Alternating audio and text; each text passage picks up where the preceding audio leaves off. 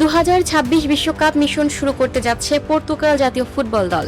যুক্তরাষ্ট্রের হিউস্টনে আজ রাত 11টায় তাদের প্রতিপক্ষ 52 বছর পর বিশ্বকাপে ফেরা ডিআর কঙ্গো জাতীয় ফুটবল দল। লক্ষ্য একটাই, জয় দিয়ে আসরের শুভ সূচনা।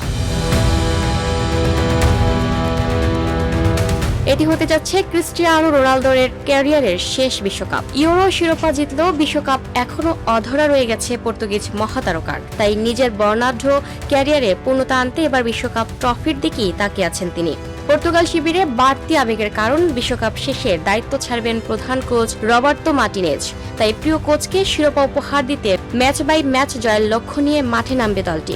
মাঝমাঠে Bruno Fernandes, Bernardo Silva, Vitinha, Joao নেভেজদের নিয়ে শক্তিশালী পর্তুগালকে টুর্নামেন্টের অন্যতম দাবিদার হিসেবে দেখা হচ্ছে। চোট কাটিয়ে দলে ফিরেছেন রুবেন ডায়াসও। অন্যদিকে 1974 সালের পর প্রথমবার বিশ্বকাপ খেলতে আসা কঙ্গো চমক দেখানোর স্বপ্ন দেখছে। কেপ ভার্দের মতো অঘটন ঘটিয়ে বিশ্বমঞ্চে নিজেদের জানান দিতে মুখিয়ে রয়েছে আফ্রিকার প্রতিনিধিরা। তবে কাগজে কলমে এগিয়ে থাকলেও প্রথম ম্যাচে অতীতের ভোগান্তি মাথায় রেখে সতর্ক পর্তুগাল। রোনালদোদের লক্ষ্য জয় দিয়ে বিশ্বকাপ অভিযান শুরু করা।